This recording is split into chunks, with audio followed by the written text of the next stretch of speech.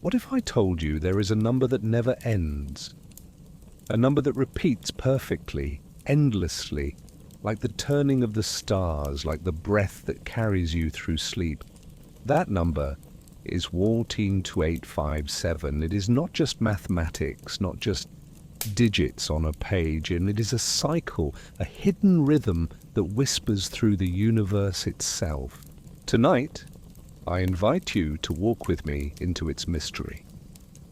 This is no ordinary bedtime story. It is part philosophy, part myth, part dream.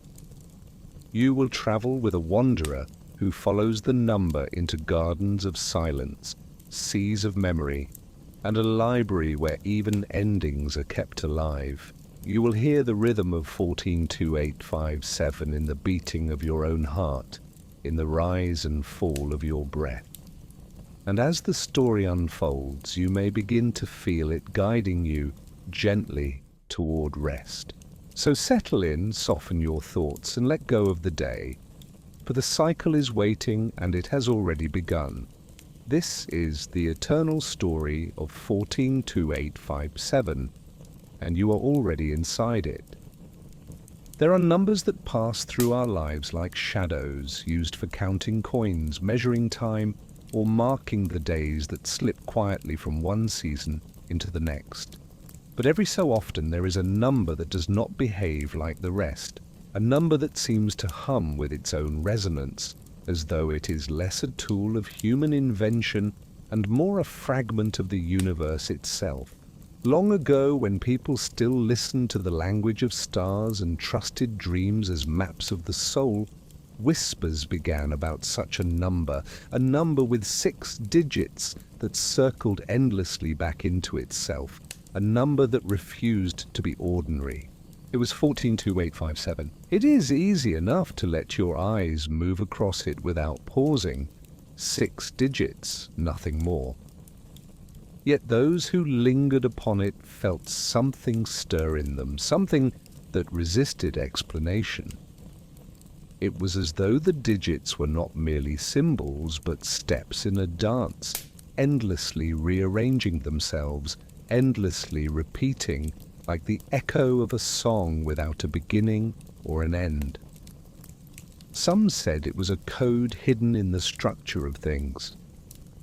Others believed it was a breath left behind by creation itself, a reminder that balance and pattern are not inventions but truths. The story begins with a wanderer whose name time has swallowed. He was not a merchant, though he often walked among markets. He was not a priest, though he listened to prayers. He was not a scholar in any school, though he carried questions heavier than books. His life was a thread pulled between towns and forests, rivers and deserts, and on this thread he strung questions like beads. Why the stars repeat their march across the sky, why the seasons return again and again, why sorrow and joy both visit the same families, generation after generation, as though they too obeyed an unseen rhythm. One evening, weary from travel, he lay beneath the branches of an olive tree. The night was clear and the stars shone in their countless forms, but it was not their light that visited him. Instead, in the gentle hush between waking and sleeping, the wanderer dreamed of a number. It did not come to him as speech. It did not arrive as a scroll or an inscription. It arrived as light, shaped into sequence, 6 points glowing against the darkness of his mind. 1, 4, 2, 8, 5, 7. They shone there with a stillness that carried more weight than thunder. When he woke, the number remained. He whispered it to himself softly, so that the sound might not shatter the fragile gift of it. 1, 4, 2, 8, 5, 7. The syllables were strange, balanced, neither smooth nor harsh, but arranged as though they belonged together in a way no other digits could imitate. He rose, carrying the number with him, as one might carry a secret flame cupped in both hands. The next days were unlike any before. As he walked, he saw the digits hidden in the world around him. They shaped themselves in the flight of birds, in the flicker of rippling water, in the rhythm of footsteps along the road. When he closed his eyes to rest, the digits spun and rearranged themselves, returning always to their cycle, always circling back, never fading. Those he travelled with did not understand. To them, numbers belonged to merchants and scribes, to the counting of coins or the tallying of grain. What use was a string of digits to a man with no trade? They laughed gently when he spoke of it, telling him to set aside such nonsense, but he could not. The number clung to him with the persistence of breath, and the more he played with it, the more it revealed. One day, curious, he set to multiplying. He doubled it and was startled to see the digits rearrange themselves into another order of the same 6, 2, 8, 5, 7, 4, as though the number had simply shifted position in a circle. He tripled it, and again the digits turned but did not vanish. 4, 2, 8, 5, 7, 1. He multiplied again, and always the same family of digits returned, dancing in new arrangements but never straying beyond themselves. 4 times 5, 7, 1, 4, 2, 8.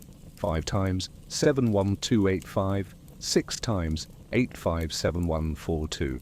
The wanderer's heart stirred. This was not chance. This was not the disorder of ordinary calculation. It was as if the number were alive, cycling endlessly, returning to itself like the seasons he had wondered about, like the stars, like breath. At last, with trembling hand, he multiplied it by 7. 7, the number of days, the rhythm by which people measured their lives. The answer appeared before him as 6 nines in a perfect column. 99999. He stared at the digits until tears blurred his sight, for here was no accident. Here was perfection folding in upon itself, a curtain drawn neatly across infinity. That night he lay awake, listening to the whisper of the number in his mind, and he knew that he had been given not a puzzle, but a key. And if it was a key, there must be a door. Word of his discovery trickled like water into the ears of others. Some dismissed it as a curiosity, the kind of quirk mathematics sometimes played. Others looked upon it with reverence. Centuries later, scribes in Alexandria would scratch it onto their tablets. Astronomers in Babylon would ponder it as they charted the heavens. Monks in desert monasteries would murmur it into the dust between prayers. And always the number repeated itself, in every tongue, in every mind, willing to listen. It became tied to the fraction 1 divided by 7. A simple question, a child's question: how many times does 7 fit into 1? The answer stretched not into finality, but into repetition. 0.428572857. The digits spilled without end, circling forever, never breaking, never stopping. Mathematicians would admire its elegance, mystics would bow before its symmetry, and dreamers would wonder if the number was less an answer and more a reminder that the universe itself was written in cycles. For the wanderer, it became a companion. When he walked, he listened for it. When he slept, it visited him. When he woke, he carried it like a lantern in his chest. He began to believe that perhaps the number was not a discovery, but a message, one that had been waiting for someone quiet enough, someone restless enough to notice. And if it was a message, then it must carry meaning beyond the digits themselves. He thought of rivers, how they flow endlessly, yet return as rain. He thought of seasons, how spring fades into summer, summer into autumn, autumn into winter, and yet the circle is never broken, always beginning again. He thought of grief, how it departs, only to return, softened, changed, yet recognizable, part of the cycle of being human. Everywhere he looked, he saw the wheel of 142857 turning, spinning not just in numbers, but in the very fabric of life. There were nights when he wondered if he was being led towards something. The number had the weight of a promise, the softness of a whisper urging him forward. He felt as though it were pointing him beyond itself, toward a door hidden somewhere in the folds of the world. He could not explain this feeling, and yet it grew stronger with every passing day.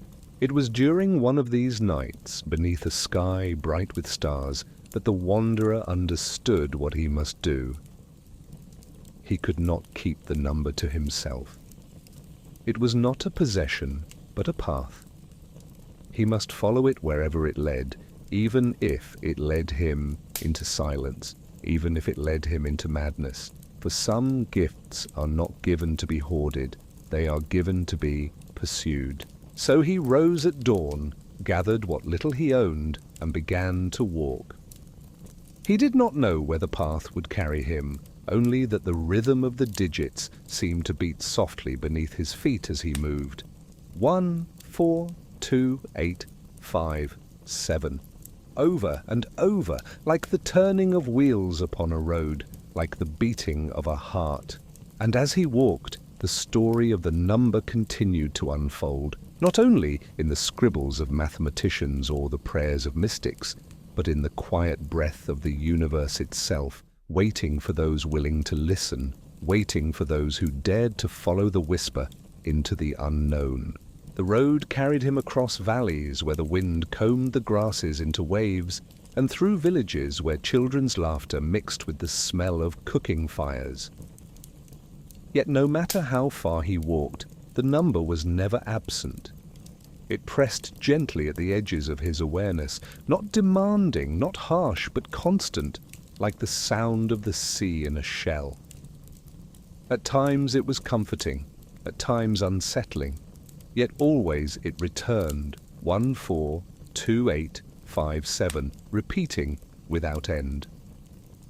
There were days when he tried to silence it, to turn his mind to other things, to let the chatter of the marketplace drown it out. But when night fell and the sky grew still, the digits would rise again in his thoughts like constellations, each one glowing faintly, arranging themselves into their endless circle. At first, he wondered if he had lost his reason. Yet reason itself whispered otherwise. For the more he studied it, the more he saw that the number was not an intruder, but a mirror. It was reflecting something already present in the fabric of existence. It was in the 7 days by which people measured their weeks, their lives bound by this rhythm even when they did not think of it. It was in the lunar cycles that shaped the tides, in the spirals of shells, in the petals of flowers. It was in music, where notes returned in patterns that echoed across time. And each time he saw it, his conviction deepened. The number was not madness. The number was a key. One evening, as the sun slipped behind a low line of hills, he came upon a settlement where fires flickered warmly in clay lamps. A group of elders sat outside, speaking quietly as the day gave way to night. The wanderer, weary from his long walk, sat with them, and as was his habit, the number pressed at his lips until he spoke of it. He told them of the digits that had come to him in a dream, of how they cycled endlessly through multiplication, how they folded perfectly into 9s when carried 7 times upon themselves. Most of the elders smiled with polite confusion, but one of them, an old woman with hair silvered by years, leaned forward. Her eyes, though tired, glowed with a quiet fire. She told him that he was not the first to notice this rhythm. Long ago, sages had written of the number. They had spoken of how the world hides itself in repetition, how the patterns of the heavens echo in the smallest grains of sand. The number, she said, was a reminder, a thread running through existence to show that what seems endless chaos is in truth an elegant design. The wanderer asked her if it had meaning, if the number was a message waiting to be read. She smiled faintly and said that meaning was not given but uncovered. Some see only digits, some see only coincidence. Others, when they are ready, see a doorway. And if he had seen the doorway, then perhaps he was meant to walk through it. Her words lingered long after he left the village. A doorway. He had felt it in his bones, but to hear it named filled him with both wonder and unease. What door could a number open? Where could such a path lead? As he walked further into the world, he began to notice how often the number appeared without his seeking. He would overhear a merchant speak of weights and measures, and there it was, hidden in the sum. He would watch the stars move across the sky, and he felt the digits breathing in the arcs. He would dip water from a stream and watch how it rippled into circles, each ripple chasing the next, each one part of the same repeating flow. And he would think again of the cycle, 1, 4, 2, 8, 5, 7, a wheel turning without end. At times it frightened him, this sense that the world itself was whispering in numbers. But more often it soothed him, for if there was order, if there was balance, then perhaps he too was part of something far greater than his own wandering. In a city of stone and markets, he found himself at a gathering of thinkers. They spoke of the heavens, of how the sun and moon moved, of how numbers could predict eclipses and seasons.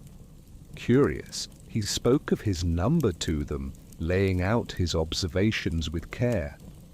Some laughed, dismissing him as a dreamer lost in trivial curiosities. But a few leaned in, their brows furrowed with interest. They asked him to show his workings, and when he demonstrated how the digits cycled with each multiplication, they grew quiet. One of them, a scholar draped in worn robes, told him that what he had found was not trivial at all. It was a sign of something profound, the nature of fractions, the dance between division and infinity.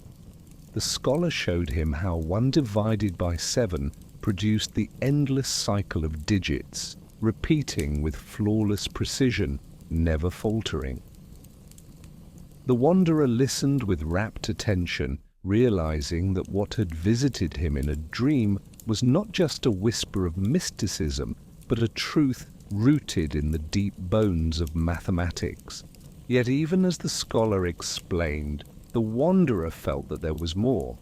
Mathematics could describe the pattern, but it could not exhaust its meaning.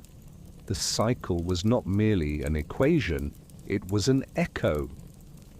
It spoke not only of numbers, but of life itself.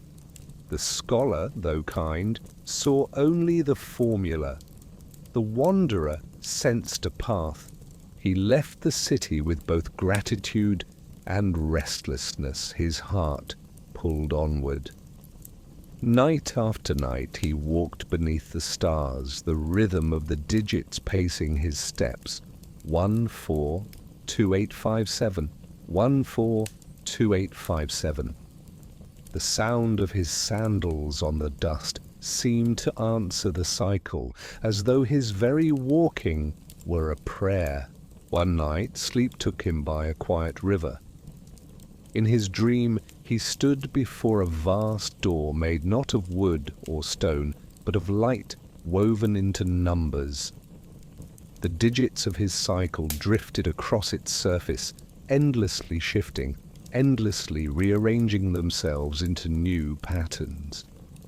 He reached toward it, but as his hand drew near, the door dissolved, leaving only the hush of water flowing nearby.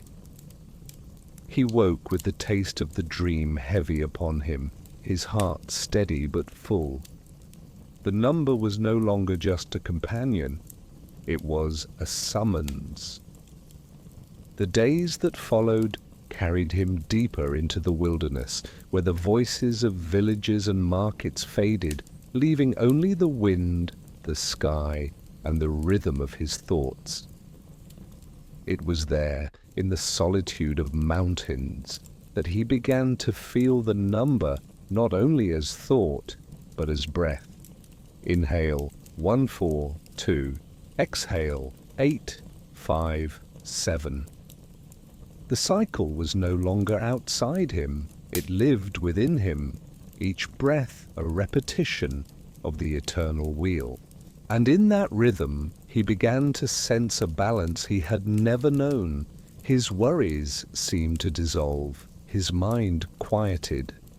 It was as though the number was not only teaching him about the order of the cosmos, but also about the order within himself. Cycles of thought, cycles of feeling, cycles of life and death, all part of the same endless turning. Nothing was lost, only transformed, only returned in a new arrangement, just as the digits did when multiplied. The wanderer realized then that he was not merely chasing a curiosity, he was being reshaped by it.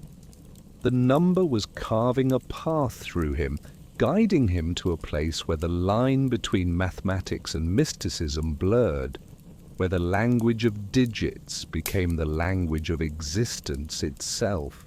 He did not yet know where the doorway lay, nor what it would reveal.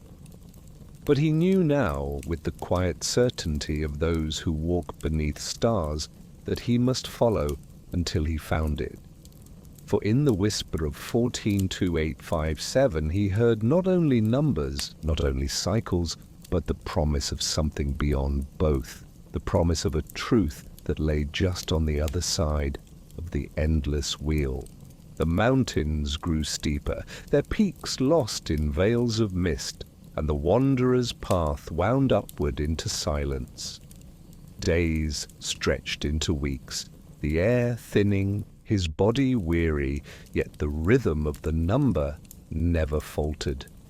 It kept him company when hunger gnawed, when cold winds scraped against his skin, when loneliness pressed heavy on his heart. The digits were steady, patient, as though they had been waiting for him long before he was born, and would wait still long after his bones returned to the earth. One evening, as he rested upon a ledge that looked down upon valleys drowned in shadow, he saw a small light flicker among the rocks. At first, he thought it a trick of tired eyes, but as darkness deepened, the light remained, steady and warm. Drawn by quiet curiosity, he descended toward it, and there, in a hollow between stones, he found a hermit's dwelling. A single fire burned within, its smoke curling lazily into the sky. The hermit was a man of great age, his face weathered as bark, his eyes deep as wells. He welcomed the wanderer without question, as though he had been expecting him, and set before him a bowl of simple broth. They ate in silence, the fire crackling softly, until at last the old man asked what had brought him so far from the roads of men. The wanderer hesitated, for many had laughed when he spoke of the number. Yet here, in the quiet glow of firelight, the digits pressed at his lips until he released them, telling of the dream that had carried them to him, of the cycles they revealed when multiplied, of the perfect column of nines that appeared when they were lifted sevenfold. The hermit listened with stillness, and when the wanderer had finished, he smiled faintly. "Ah," he said, his voice rough but kind, "you have heard the song that threads through all things. Few listen long enough to notice it. Fewer still follow it. You have begun to see the wheel." He took a stick and drew upon the dirt floor a circle divided into 6 parts. Into each he wrote one of the digits: 1, 4, 2, 8, 5, 7. "See how they turn," he said, moving his hand around the wheel. "Each follows the other, endlessly repeating. This is the rhythm of existence. What is born returns, what is lost comes again. What seems scattered is only a new arrangement of what always was." The wanderer felt a shiver move through him, not of fear, but of recognition. He had seen the cycle in numbers, but the hermit spoke of it as a truth beyond mathematics, as the structure of life itself. "Tell me," the wanderer asked, "is this number only a pattern, or is it a doorway, as another once told me?" The hermit gazed into the fire. "All patterns are doors, if one learns how to walk through them. But to walk through is to leave behind what you know, to surrender to the rhythm until you no longer resist its turning. Few are willing. Most are content to glimpse the wheel and call it beautiful. But if you would step through, you must be willing to be changed." The wanderer slept by the hermit's fire that night, and in his dreams the wheel spun before him again, faster than ever, its digits glowing like sparks. He woke with the certainty that his journey was far from over, that the path ahead would demand more than observation. It would demand surrender. When dawn came, he thanked the hermit and prepared to leave. The old man placed a hand upon his shoulder. "Remember," he said, "the cycle is not only in numbers, it is in you. When you breathe, you repeat the wheel. When you live, when you die, you repeat the wheel. Do not look only outward, look inward, and you will find the door." The wanderer carried those words with him as he descended into the valleys beyond. Days later, he came to a vast river. Its waters thundered endlessly, churning with a force that seemed eternal. As he sat upon its bank, watching its surface shift and glitter in the sun, he noticed how every wave returned, how the currents folded into one another, never ceasing, never breaking. The river was not a straight line, but a wheel, a turning of water upon itself. He traced the rhythm of it in his mind, and again the digits rose. 1, 4, 2, 8, 5, 7. The river breathed with them, exhaling spray and inhaling silence over and over, an endless chant. He closed his eyes, letting the sound fill him, and soon he was breathing with it. Inhale, 1, 4, 2. Exhale, 8, 5, 7. Time slipped away, and he felt as though the river and he were no longer separate, but two currents of the same flow, both moving within the same eternal cycle. When he opened his eyes, the sun had shifted far across the sky. He rose, his heart steady, and felt more deeply than before that he was not merely following a number. He was being drawn into a rhythm that underlay the very world. In the weeks that followed, he sought out those who might know more. He found a circle of musicians in a distant town who played their instruments not as entertainment, but as meditation. They welcomed him, and he listened as they struck notes and let them linger in the air. Slowly, patterns revealed themselves, tones that repeated, sequences that circled back upon themselves, harmonies that seemed to to echo the same wheel he had seen in digits. When he told them of his number, they nodded with recognition. "Yes," one of them said softly. "What you call digits, we call intervals. What you hear in the mind, we hear in the air. The cycle is the same."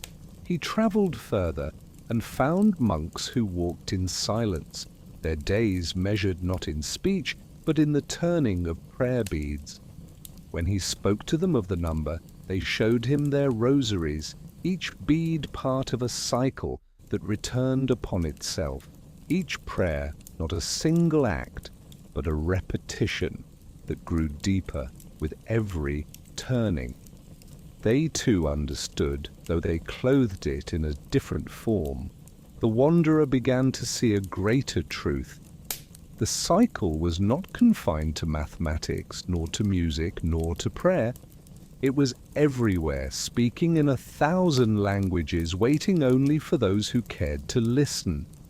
File Scene 2857 was one mask of a truth that had no single name, yet still the question pressed upon him.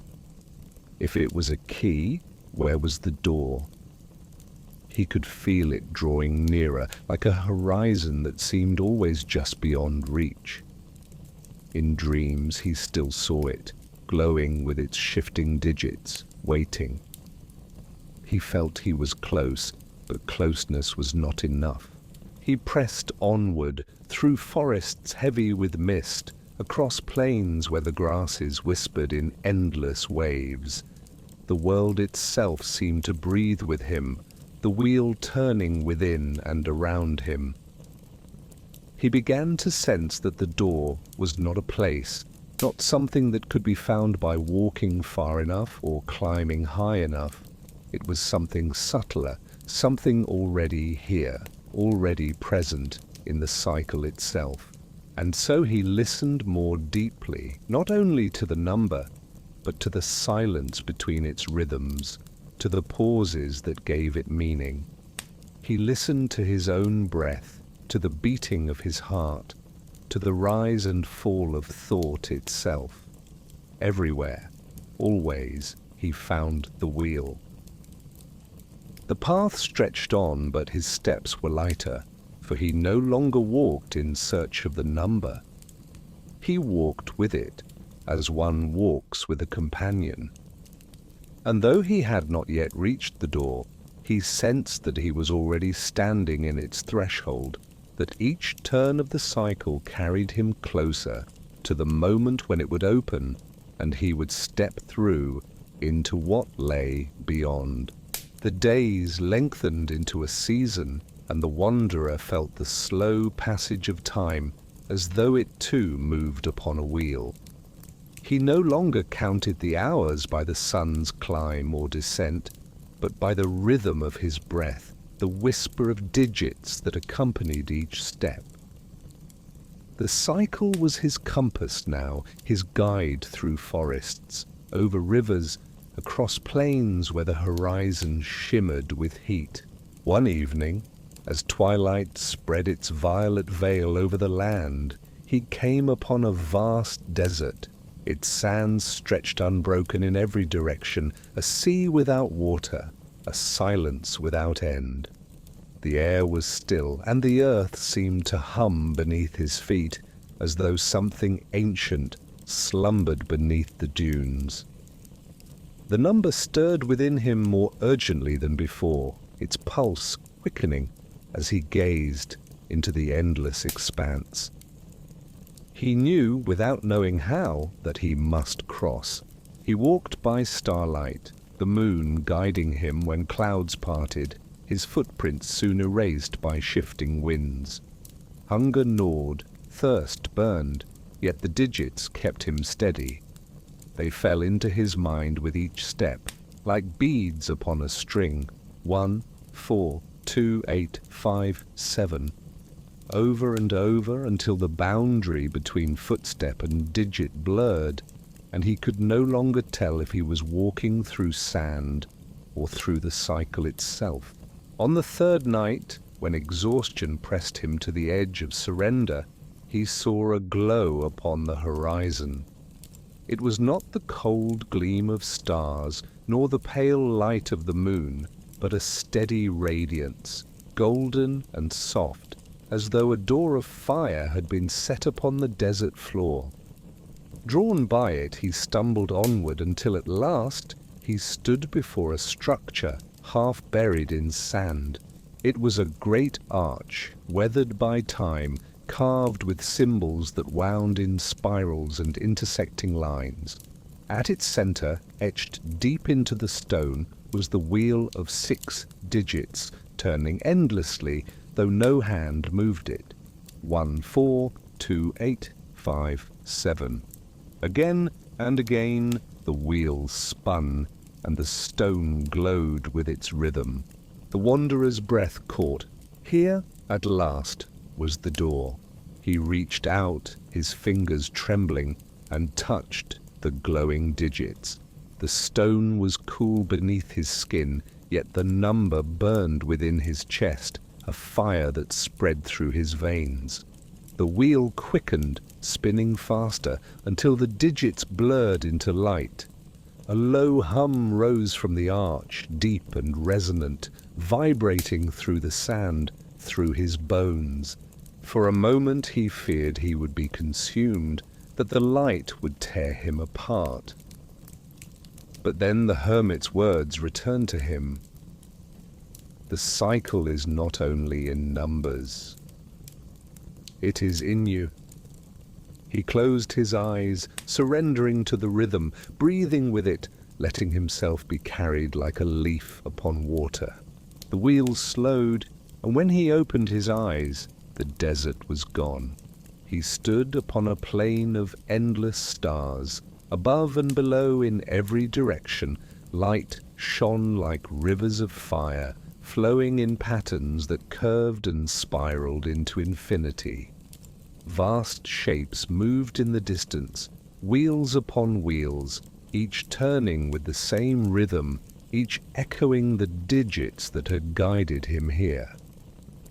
He felt himself weightless, suspended not in air, but in possibility, as though he had stepped into the hidden architecture of existence itself. A voice, neither male nor female, rose from the silence. It was not heard with ears, but felt within the marrow of his bones. "You have followed the cycle," it said. "You have walked its rhythm until you became it. Few come this far, fewer still remain." The wanderer bowed his head, though no body seemed to anchor him here. "Tell me," he whispered, "what is this place?" "This is the wheel behind the world," the voice replied. "The pattern beneath the surface of things. What you call 142857 is but one face of it, one reflection of an infinite turning. All that is born, all that dies, all that flows in time, it is here, repeating endlessly, shifting form but never leaving the cycle." The wanderer felt awe and fear mingle within him. "And what lies beyond the wheel?" The voice was silent for a time, as though weighing his question. Then it said, "To step beyond is to leave behind the rhythm that binds you. Few can bear it, for the cycle is not prison but home. Yet every wheel has a center, and at the center is stillness. If you wish to go further, you must walk not around, but inward." The stars around him pulsed in response, their patterns folding and unfolding like petals of a cosmic flower. He saw how the digits mirrored not only cycles of numbers, but the orbits of planets, the spiral of galaxies, the rhythm of breath, the beating of hearts. Everything turned upon the same invisible wheel, and he realized he was not separate from it. He was the cycle as much as the cycle was him, but the question burned still. To surrender to the rhythm was one thing, but to step beyond, what would that mean? Would he cease to be? Or would he become something else, something vast, something unshackled by repetition? The voice spoke once more. The choice is yours. Remain in the turning, and you will know peace in repetition. Step inward, and you will meet the stillness from which the wheel itself is born. Few seek it, fewer reach it, but the door stands open.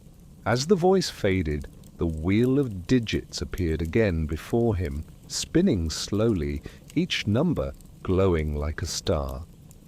1, 4, 2, 8, 5, 7. Around and around, steady as breath. He reached out once more, his hand dissolving into light, and the wheel began to draw him inward toward its silent center. There was no fear this time, only surrender, and the quiet certainty that whatever lay within was the truth he had sought all along. The wheel drew him inward, as though he were a thread being pulled into the loom of creation itself. It enfolded him, not harsh, but soft as dawn, weaving around his form until he no longer knew whether he was walking, floating, or simply being carried. He felt each digit pass through him like a current, each with its own note, its own resonance. 1, the beginning spark. 4, the steady foundation. 2, the doubling of duality. 8, the infinite expansion.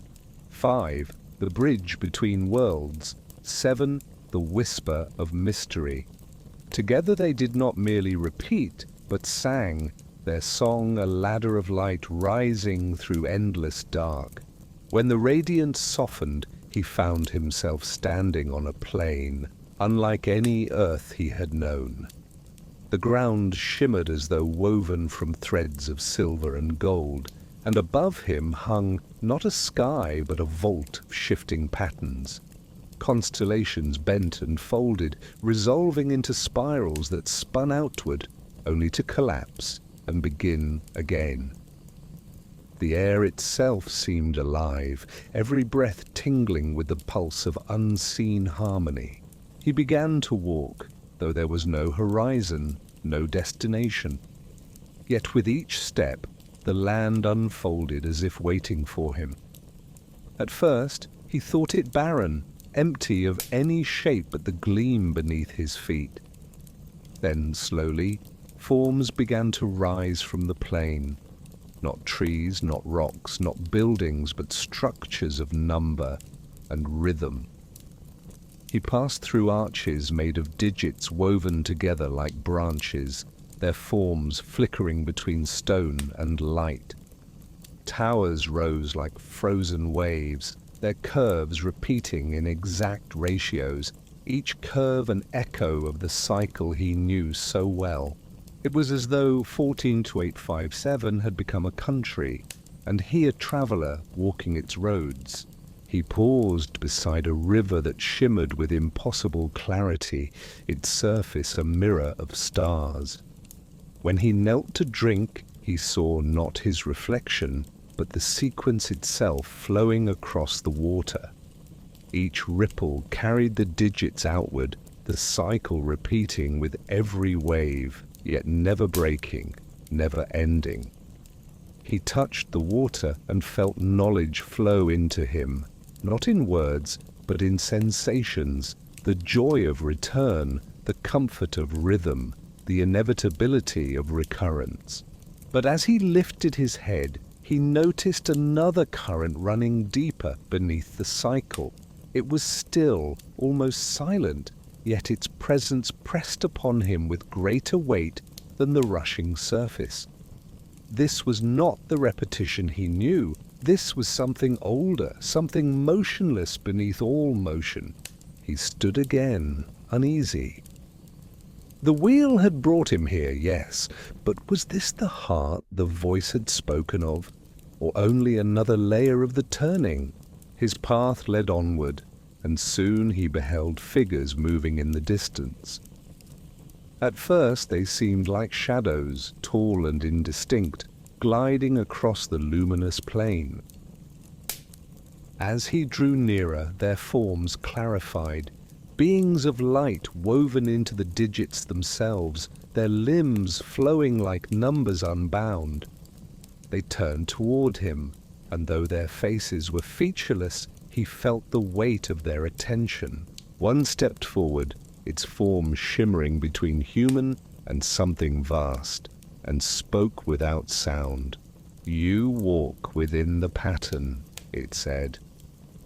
"Few among the living cross the threshold, yet here you stand, clothed in the digits. Tell us, wanderer, do you seek rest within the cycle, or truth beyond it?" The wanderer hesitated, remembering the voice that had welcomed him here. "I seek what lies beyond," he answered softly. The stillness at the heart of the turning. The beings did not move, yet he felt their regard sharpen, as though they measured the weight of his intent. Then the one before him stretched out its hand, and within its palm appeared a shape, a sphere of light that turned upon itself, digits racing across its surface. "Then you must journey deeper," the being said. "But the wheel tests all who would leave it. Many fall in love with its rhythm and cannot surrender. To pass beyond, you must not only know the numbers, but release them. Only by letting go of the repetition can you reach the center." The sphere rose from its hand and hovered before the wanderer. Without thinking, he reached for it. The instant his fingers touched the light, the plane around him dissolved, and he was flung into motion. He fell through spirals of fire and ice, through rivers of sound that roared without air. The digits whirled around him, no longer gentle, but fierce, pressing against him, forcing him to hold them or be torn apart. 1, 4, 2, 8, 5, 7, again and again rushing past, demanding his grip. For a time he clung to them, terrified of being lost in the torrent. Yet, as he struggled, he heard the being's words echo. "Only by letting go of the repetition can you reach the center." His heart pounded. If he released the digits, would he be destroyed? Would he fall into nothing? But another thought stirred, calm and steady. The cycle had brought him here, and cycles always return. To let go was not to end, but to trust the return would carry him. With a trembling breath, he opened his hands. The digits tore through him, blazing past in brilliant arcs, and for a moment he felt himself unraveling, each thought, each memory scattered into fragments. But instead of vanishing, he found himself slowing, settling, descending into silence. The torrent ceased. He stood once more, but now within a chamber unlike any he had seen.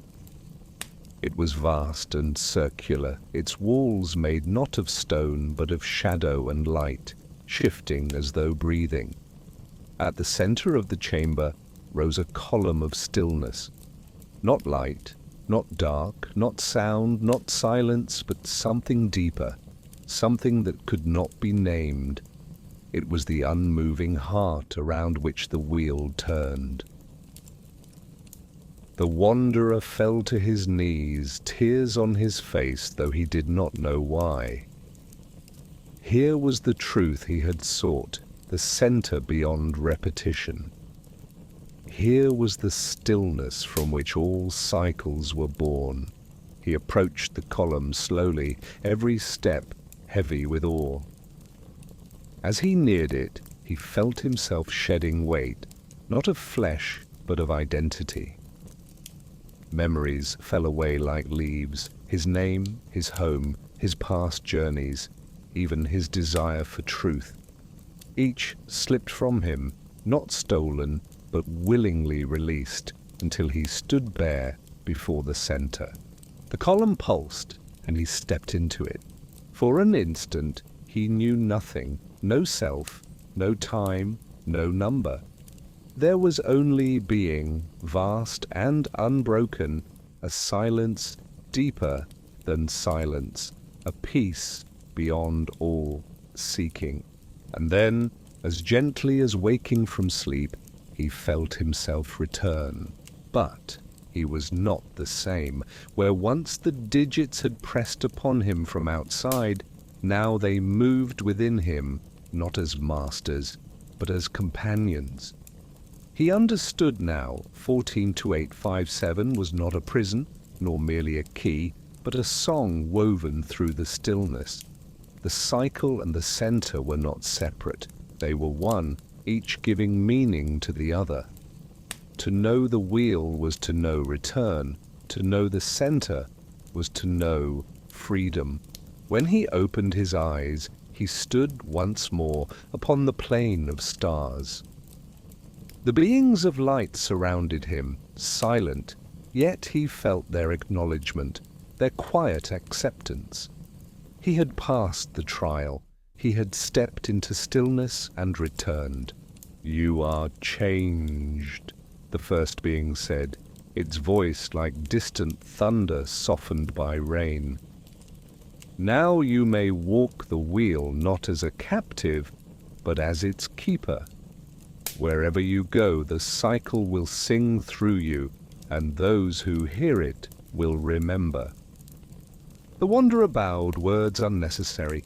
The plain began to dissolve again, stars folding inward, light collapsing into silence. He felt himself carried once more, not outward, but onward, toward some place yet unseen. And though he did not know where the path would lead, he no longer feared.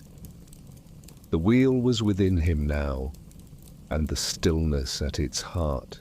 And so the voyage continued, each step, not an exile from truth, but a return to it, over and over, forever repeating, forever new.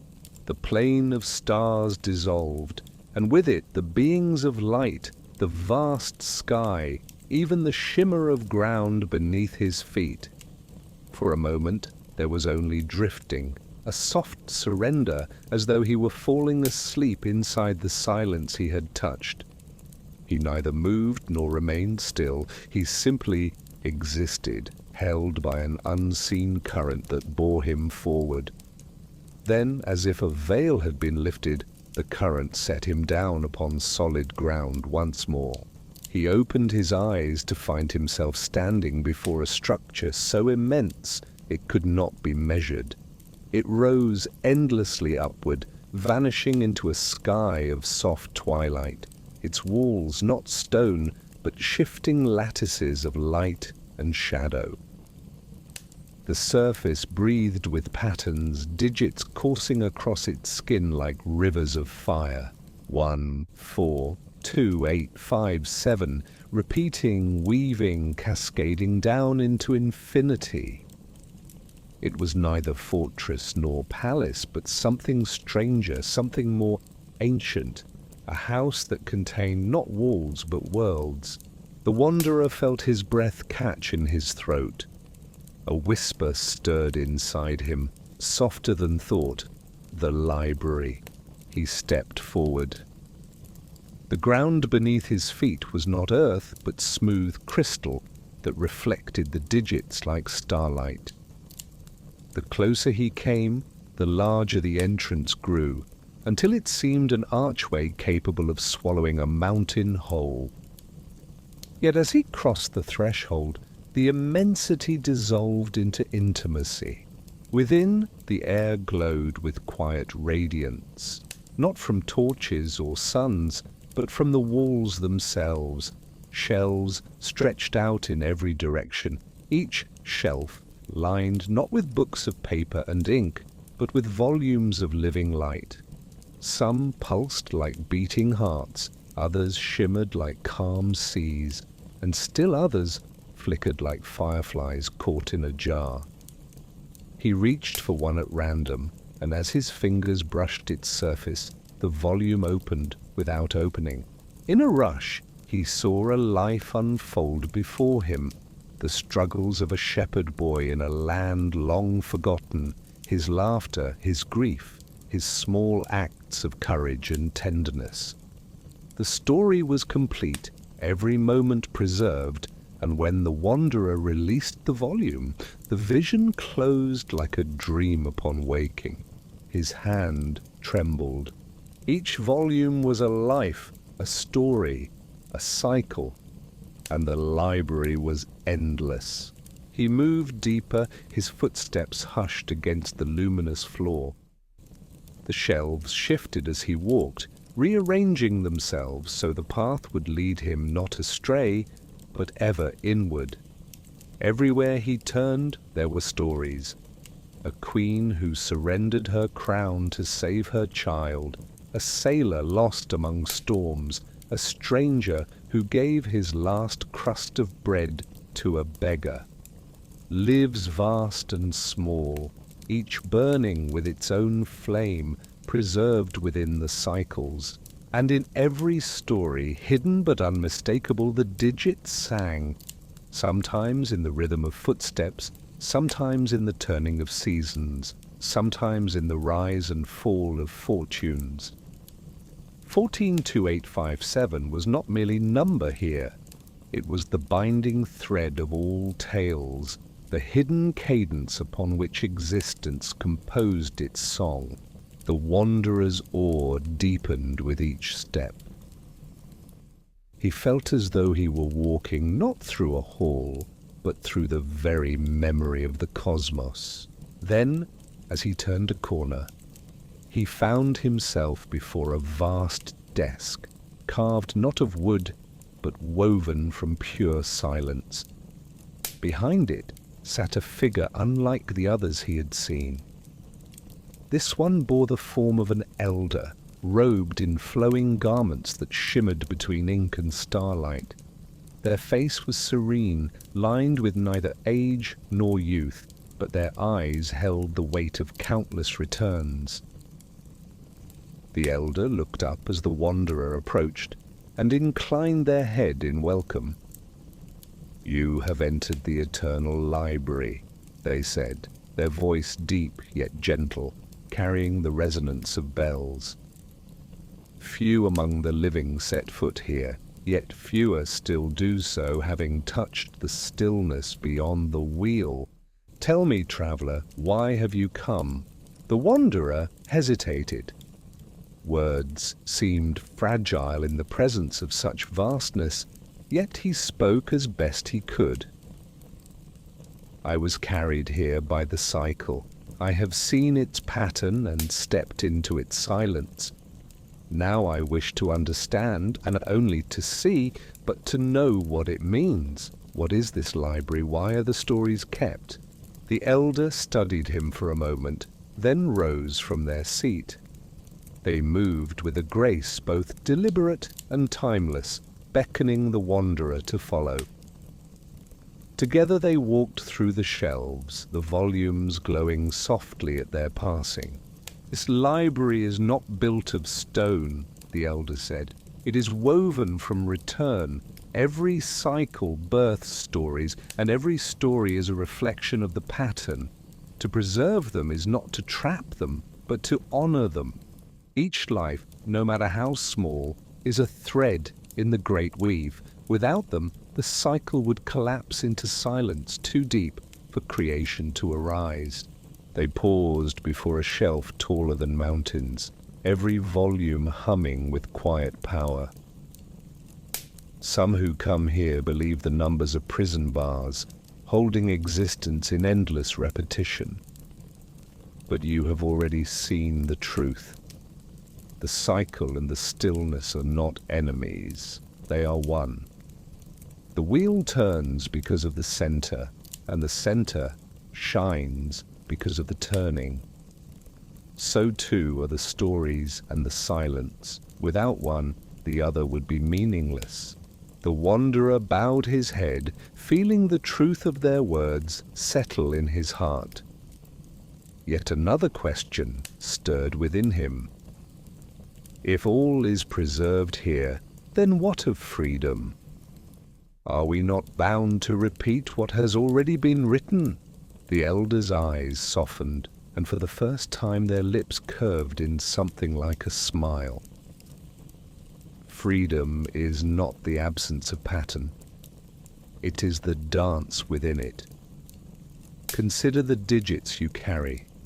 They repeat, yet never in the same order twice, each multiplication birthing a new shape, a new form. So too are lives. They are bound to rhythm, yes, but within the rhythm lies infinite possibility. Each story is both new and eternal, each choice both free and inevitable. The paradox is the gift. They extended their hand, and before the wanderer appeared a single volume, plain and unadorned, glowing faintly. "This is your story," the elder said. With trembling fingers the wanderer reached for it. As he opened the volume, he saw his own life unfold, the quiet nights beneath a sky he once thought empty, the days of wandering in search of truth, the voice that whispered of the cycle, the wheel that drew him inward, the beings of light, the stillness at the heart. And beyond, even this moment now, standing within the library, touching the book of himself. His breath caught. The cycle contained even this. Tears filled his eyes. "If my story is written, what is left for me to seek?" he asked, his voice breaking with wonder and sorrow alike. The elder touched his shoulder, steady and warm despite their form of starlight. "To live it," they answered. "To live it fully, to walk its turns with awareness. The story is not a cage, it is a path. And paths are not meant to be read alone, but walked." The wanderer closed the volume gently, pressing it to his heart. He understood then the library was not merely a place of memory, but of reminder. That every soul, no matter how small, carried within them the same cadence, the same hidden number song. To awaken to it was not to escape, but to participate. As the elder withdrew, the shelves around them began to glow brighter, as though the entire library were listening. The wanderer lifted his gaze, and for the first time he felt not small before its immensity, but at home within it. The elder returned to their desk, their robes shimmering like written words dissolving into silence. "Go now," they said. "The library is infinite, but your place within it is to walk, not to linger. Carry the pattern with you, and remember, each life you touch is a volume, each moment a verse. In honoring them, you honor the cycle, and in honoring the cycle, you honor the stillness." The wanderer bowed deeply. As he turned to leave, the shelves parted like curtains, opening into a corridor of light. Without hesitation, he stepped forward. The library faded behind him, not lost, but carried within, its memory etched into the rhythm of his being. Ahead stretched a new path, one he did not yet know, but he no longer feared the unknown. For he had seen the library, touched the stillness, walked the wheel, and returned. Whatever lay before him was not separate from the pattern, but part of it. And so he walked on, his heart steady, his steps echoing softly with the numbers that now lived within him. 1, 4, 2, 8, 5, 7. The song of cycles, the whisper of eternity, the promise of return. The corridor of light unfolded before him, endless yet inviting, its radiance neither harsh nor dim, but balanced like breath between inhalation and exhalation. The wanderer walked with quiet resolve, each step carrying the rhythm that now pulsed within his veins. Though he had left the eternal library behind, the library had not left him. Its memory clung to his soul like the scent of rain on stone, a reminder that stories were not chains but songs, each alive in the turning of cycles. Time could not be measured in that passage. Perhaps moments passed, perhaps eternities. Yet gradually, the brightness thinned, tapering into something softer, like moonlight diffused through fog. The air grew cooler, and with it came a subtle tremor, as though he were approaching a place that held not only knowledge, but confrontation. His heart quickened, not with fear, but with anticipation, as though some long-forgotten truth awaited him just beyond the veil. Then the corridor dissolved. He stood within a vast hall, its boundaries obscured by shadows, its floor polished like water, yet firm beneath his feet. All around him rose great mirrors, tall as towers, wide as seas, endless in their arrangement. They stood at angles impossible to count, forming a labyrinth of reflections stretching outward until vision failed. Each mirror shimmered faintly, though no flame or sun lit the space. Their surfaces did not simply reflect his present form, they pulsed with possibilities, each pane of glass alive with movement. Some showed him older, some younger, some crowned with triumph, others bent beneath sorrow. Each reflection bore his face, yet each carried a life wholly distinct. The wanderer's breath caught. He approached the nearest mirror, and as he drew close, the surface brightened. Within, he saw himself seated by a hearth in a small home, children laughing around him, his days simple, his joys humble. He touched the surface, and warmth flooded him, as though he could feel the laughter, the fire, the gentle weight of a child's hand in his own. For a heartbeat, he longed to step through, to claim that life as his. But then he stepped back, and the warmth faded. The reflection continued, sealed in its pain, neither beckoning nor denying. He turned to another mirror. This one showed him garbed in armor, leading armies across fields of thunder. His eyes burned with purpose, his voice commanded nations. Power radiated from him, and with it both glory and ruin. The wanderer felt the weight of crowns upon his brow, the blood of battle upon his hands. Again he stepped back, his chest heavy. Everywhere he turned, new lives awaited. A hermit dwelling in caves, a healer tending wounds, a thief cloaked in shadow, a poet singing beneath stars. Some mirrors revealed paths of joy, others of sorrow, yet all were possibilities born from choices he might have made. The hall of mirrors was not silent. It hummed with the faint resonance of glass vibrating against itself, and within that hum the wanderer discerned the hidden numbers again. The digits shifted across the reflections, appearing in the angles of light, in the ripples of glass, in the sequence of faces. 1, 4, 2, 8, 5, 7. They danced across the mirrors, forming patterns, dissolving, reforming, as if to remind him that even multiplicity belonged to the cycle. A voice, neither near nor far, stirred in the air.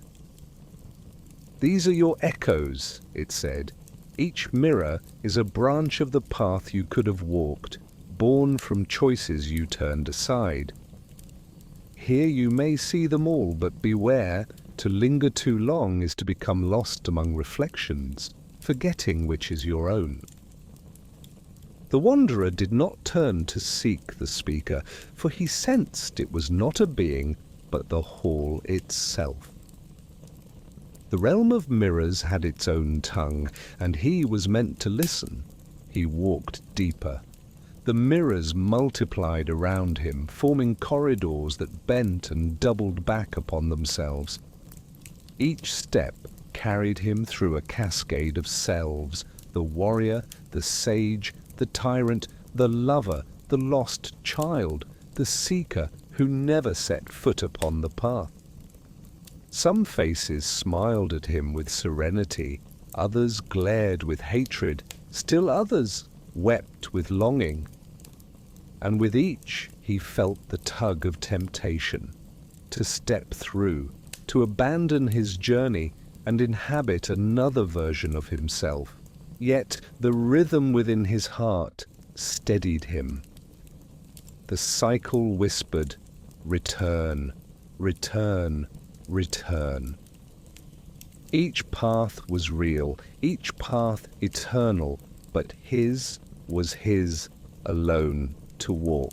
Still, the weight of possibilities pressed upon him. At last, he paused before a mirror, unlike the rest. This one was dim, its surface veiled in shadow, as though reluctant to reveal. He drew closer, and the darkness parted.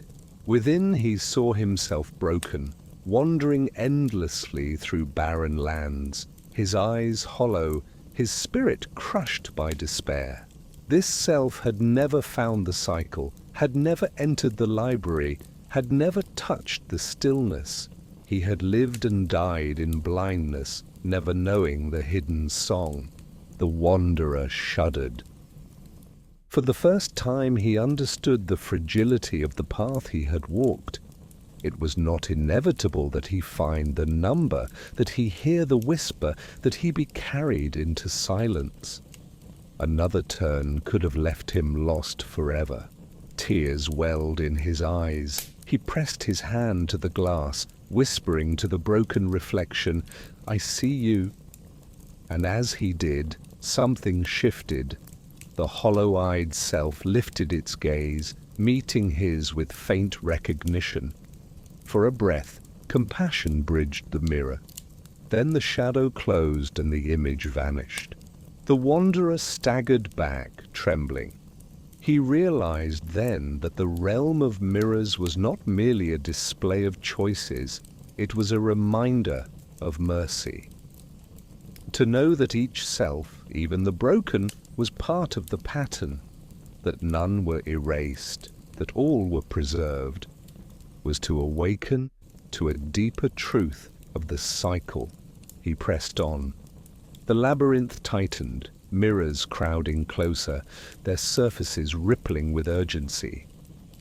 At times he saw hundreds of selves at once, each moving differently, each reaching toward him or away.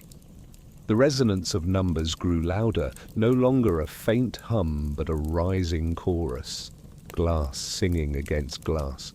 The wanderer's steps faltered.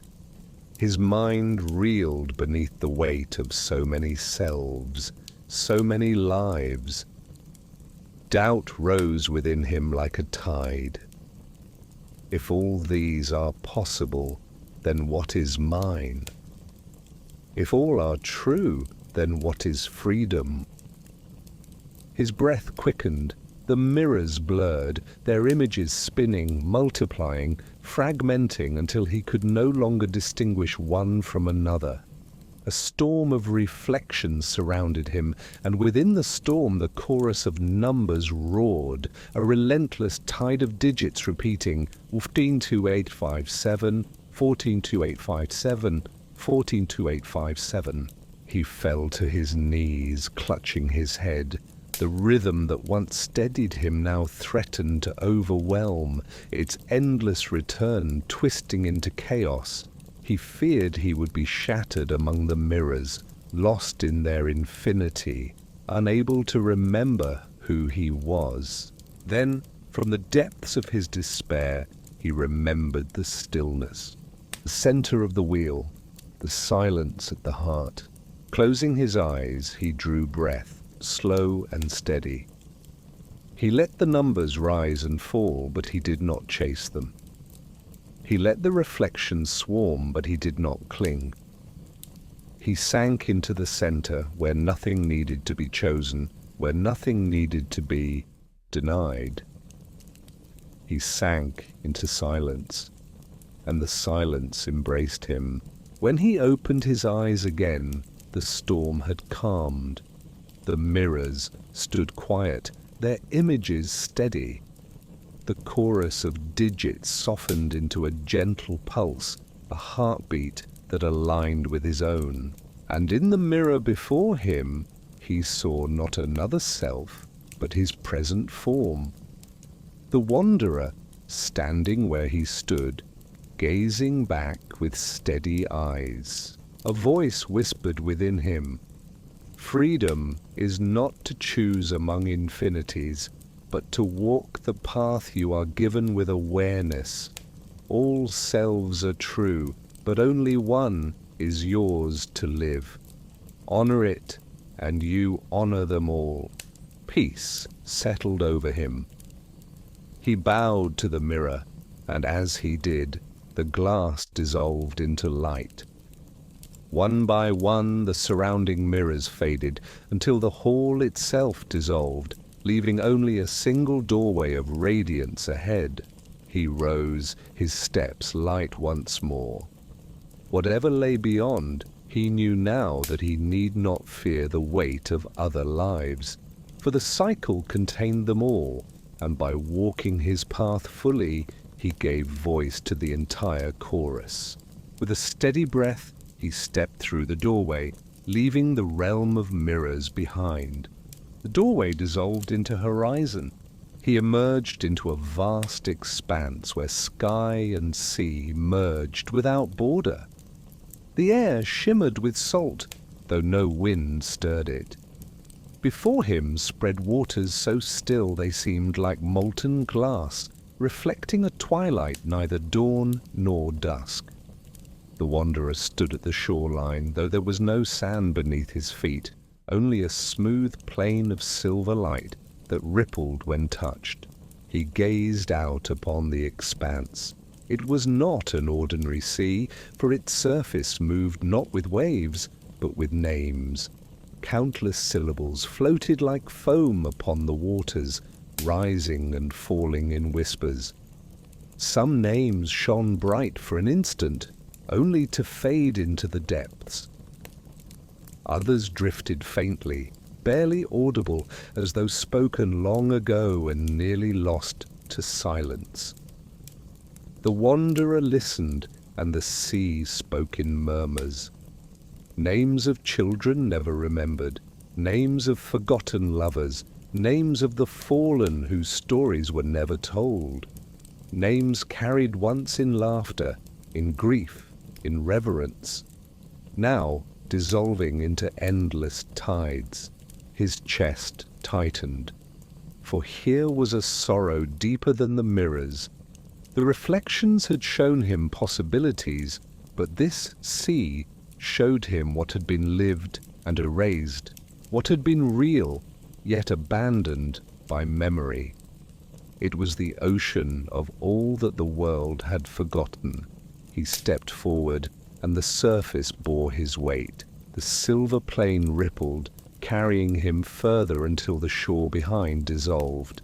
With each step, names brushed his skin like wind. One whispered across his ear, another trembled at his ankle. He felt their longing, their ache, to be spoken once more, if only for a moment. Then he saw them. Figures rising from the waters, not flesh, but vaporous outlines woven of memory and echo. Each held a fragment of voice, a syllable of identity. They did not call to him in demand, but in quiet yearning, as though to be seen was enough. He reached toward one, a child's figure, faint as mist. The name it carried rose clear in his mind, a name once cherished, then forgotten by the turning of generations. He whispered it aloud, and the figure brightened for a heartbeat, bowing with gratitude before dissolving back into the sea. The wanderer's throat ached. He whispered another and another, and each time the figures flared with recognition, then melted into silence. Yet he knew he could never speak them all, for the sea was endless and the names uncountable. As he walked further, the rhythm returned, 14-2-8-5-7, not upon the mirrors now, but upon the water.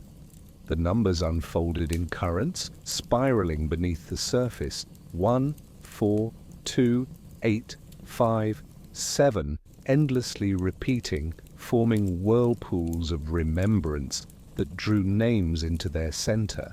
He paused above one such spiral. The current spun with precision, pulling names into its flow, yet never destroying them. They circled, disappeared, then returned again at the opposite side, alive in repetition. He understood then the sea did not erase. It preserved, though in a language beyond human memory. Forgotten by individuals, yes, but not lost to the cycle. He knelt at the spiral, placing his hand upon the water. The numbers thrummed through him, aligning with the rhythm in his chest. For the first time, he felt the ache within the sea ease, not because every name was remembered, but because remembrance itself was eternal. To vanish from one mind was not to vanish from the pattern. The sea deepened its song. The voices rose in harmony, countless names interwoven, a chorus too vast for comprehension. The wanderer closed his eyes and let it wash through him. He felt his own name dissolve upon his tongue, carried into the current. For a moment he feared losing himself, but then he understood that to surrender his name was not to die, but to join. He opened his eyes and saw himself reflected upon the surface. Yet his reflection was not alone. All around him shimmered the faces of those whose names drifted below, countless lives watching through the water, each a fragment of the greater whole. A voice stirred from the depths. Unlike the murmurs of names, this voice was vast, the voice of the sea itself. "Do you see now?" it asked. To be forgotten by one is not to be erased. All flows into the cycle, all returns, all renews. Nothing is lost. The wanderer bowed his head. Yet why do they ache? "Because remembrance is love," said the sea. "To be forgotten is sorrow, but sorrow too belongs. Even longing is part of the turning. Without it, joy would not shine." The wanderer's eyes blurred with tears. He spoke softly into the stillness. "Then let me carry their sorrow with reverence. Let me speak for them, even if my voice is but a single note in this ocean." The sea rippled, and from its depths rose a path of light, stretching outward like a bridge. The wanderer stepped upon it, the names rising at his sides like waves. Some whispered blessings, others sang fragments of forgotten lullabies. He walked with humility, each step a vow to remember not only himself, but all who had been. As he moved forward, the horizon shifted. Stars began to emerge above the sea, not scattered randomly, but in patterns shaped by the numbers. 142857 curved across the heavens, constellations forming spirals that echoed the currents below. The sky and sea mirrored one another, infinite cycles reflected above and beneath. The wanderer felt himself dissolve into awe. He no longer walked upon a path, but floated between sea and sky, the distinction vanishing. He was both the one who remembered, and the one remembered, the speaker of names and the names spoken.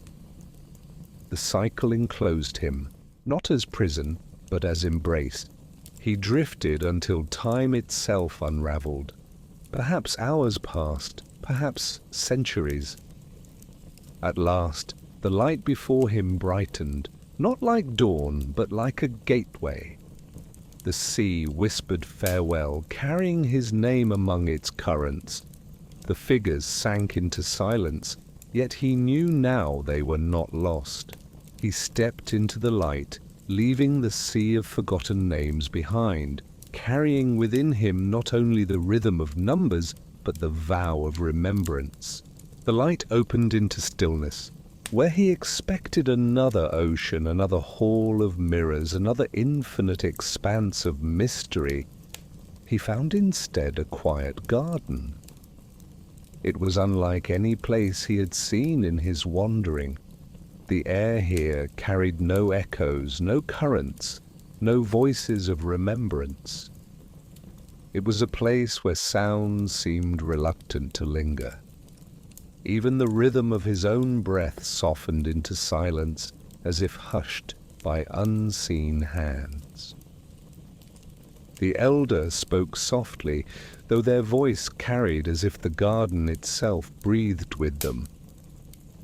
You have seen beginnings and patterns.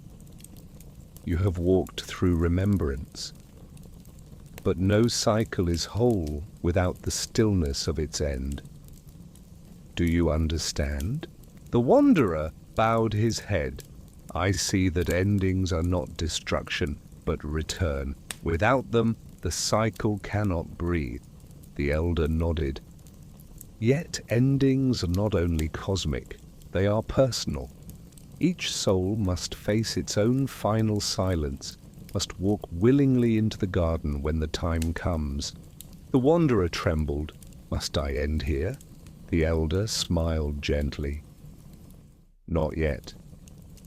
Your path continues. But you must learn this truth. To fear endings is to fear life itself. To resist them is to resist the rhythm. Only by accepting them can you walk forward without chains. They gestured to the pool. Place your name within the water. The wanderer hesitated. He remembered the sea of forgotten names, where his name had drifted among the currents. But here the request was different. To place his name within this pool felt final, as though he might never recover it. Yet he understood. To learn endings, he must surrender. He leaned forward, whispered his name into the water, and let it fall from his lips like a leaf from a branch. The surface shivered. His reflection dissolved. For a heartbeat he felt a terrifying emptiness, as though he had been erased. But then a calm arose, deep and absolute. The elder watched. Now you know. You are more than your name, more than your form. When the cycle closes, you do not vanish. You become silence, and silence is the seed of renewal. The wanderer rose slowly.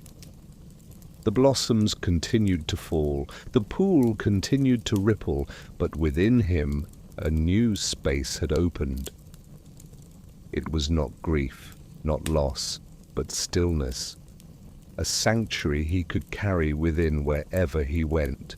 The elder stepped back into the shadows of the trees, their figure fading as though absorbed by the garden itself. Their last words lingered in the air. Carry the ending with you. and you will never fear the turn of the cycle again. The path of soil before him brightened, leading away from the pool. The wanderer followed. He walked beneath branches that bowed in farewell, past flowers that fell without sound, through air that grew lighter with each step. At the garden's edge, he turned once more to look back. The blossoms glowed faintly, the pool stilled, the silence profound. He knew he would not return to this place, for endings must remain endings. To cling would betray their gift. He stepped forward, and the garden dissolved. He emerged into a twilight plain where sky and earth stretched unbroken. Above him, the stars turned slowly in their spiral, 142857, glowing faintly in their arc. He felt the rhythm pulse within him stronger than ever before, not as a distant code, but as the breath of existence itself. Every ending he had witnessed, the names dissolving, the blossoms falling, the song's last note, now folded into the pattern. The number sang of it, 6 digits spinning endlessly, each returning, each completing, each beginning anew, only through the closing of what came before. The wanderer closed his eyes and breathed. He felt his heart align with the cycle. For the first time, he did not fear where it might take him next. When he opened his eyes, a doorway shimmered in the distance, brighter than any he had yet seen. It pulsed like a heartbeat, inviting him onward. He walked toward it with steady steps, carrying the silence of endings as his compass. And as he crossed its threshold, he understood. What lay ahead was not the death of his journey, but its renewal, the final turning before return. The doorway opened into light. For a moment, the wanderer felt as though he was dissolving into the very pattern he had come to know. His body, his thoughts, his memories, all of them flickered like lanterns drawn into a great wind. Yet the fear that once clung to him no longer rose. He had learned to let endings come, to walk into their silence with open hands. And so he did not resist. The light carried him, and when it softened, he found himself standing once more in the world he had almost forgotten. The mortal world, where soil was heavy, where air carried scent and texture, where time pressed forward with steady insistence. He stood upon a hill at dusk, the horizon washed in gold and violet.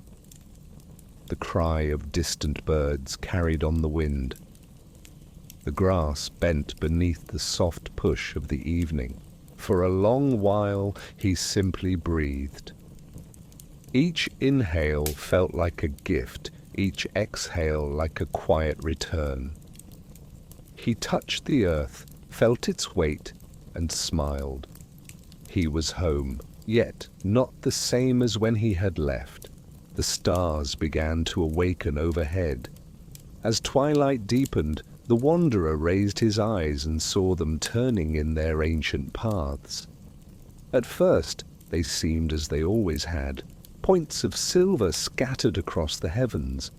But then, slowly, the rhythm revealed itself. The cycle whispered in their arrangement, the faint pulse of 142857 glowed in their dance. He knew then that he would never again see the sky as before. Every constellation, every orbit, every flicker of light carried the song of return. He descended the hill, his feet finding familiar roads. Villages lay in the valleys, their windows glowing warmly against the night. He heard voices, human voices, speaking in laughter, in argument, in love. How fragile they seemed, and yet how precious. woven of beginnings and endings, each syllable already leaning towards silence. The wanderer came to a fire where people sat in a circle. They were travelers, gathered at the crossroads. They offered him a seat, and he accepted. The flames painted their faces in shifting gold. One of them, a young woman with curious eyes, asked, "Where have you come from, stranger? You carry the look of one who has walked far."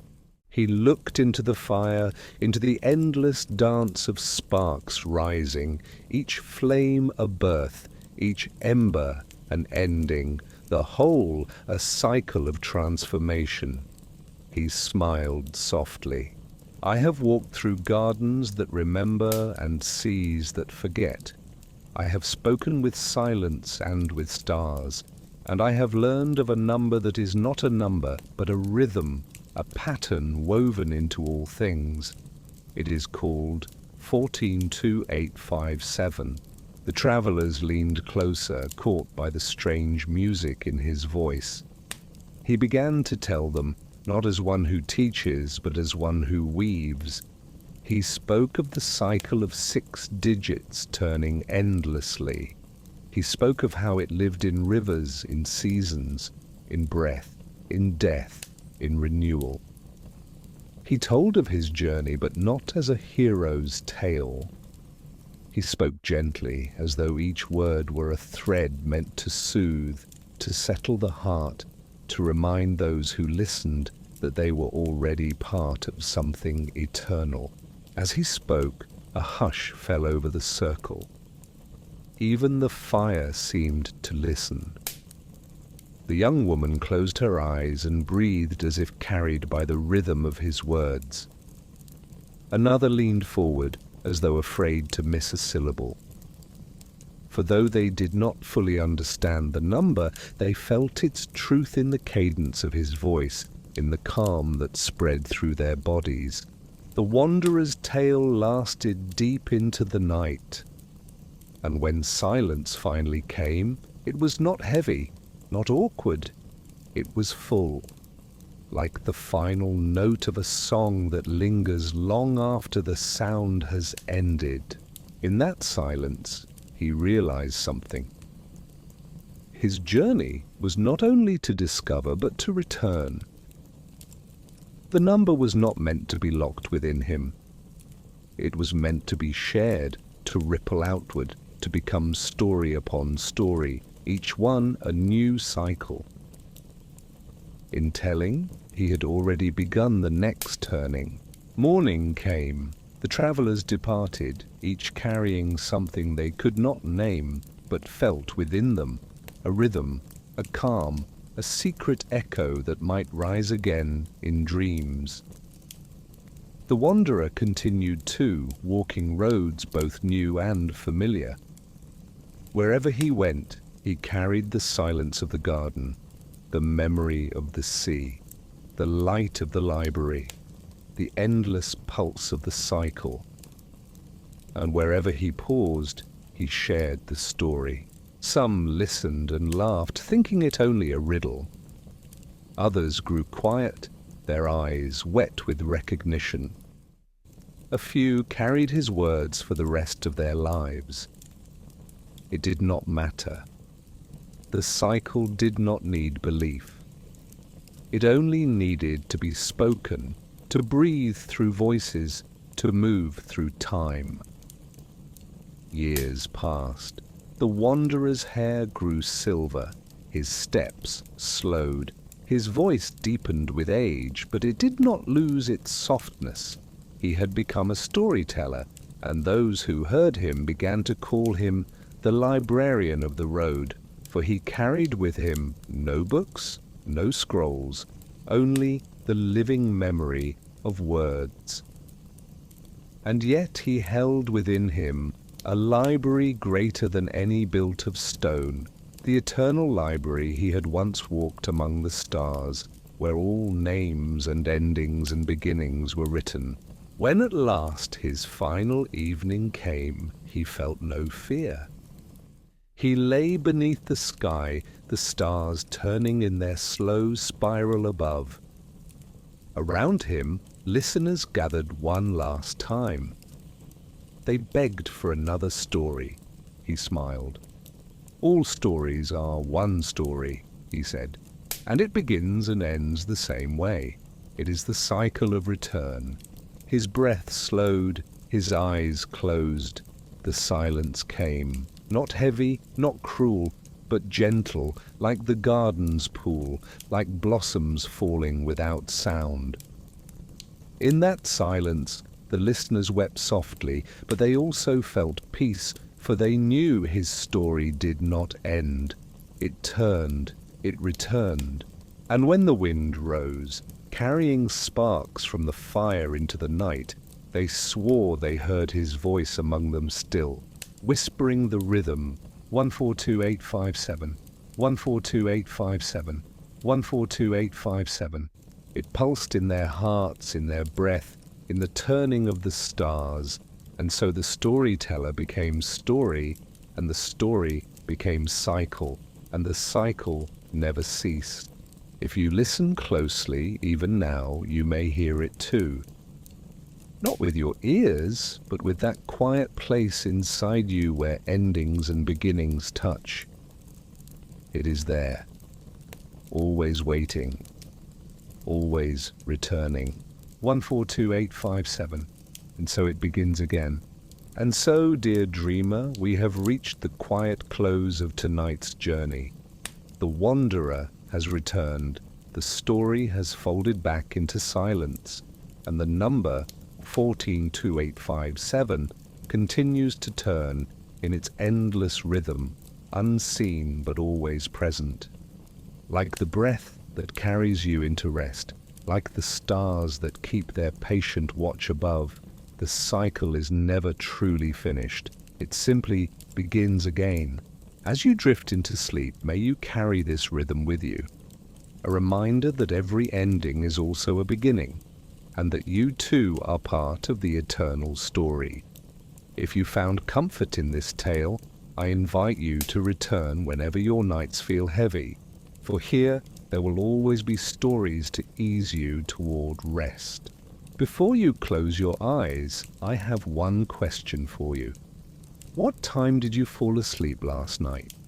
Leave me your answer in the comments when morning comes, so we may weave a little community of dreamers together.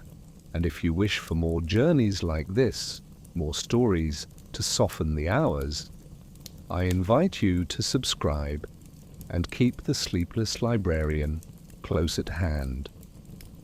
Until then, may your dreams be gentle, and may you always find your way back to the rhythm of return. Good night, and sleep well.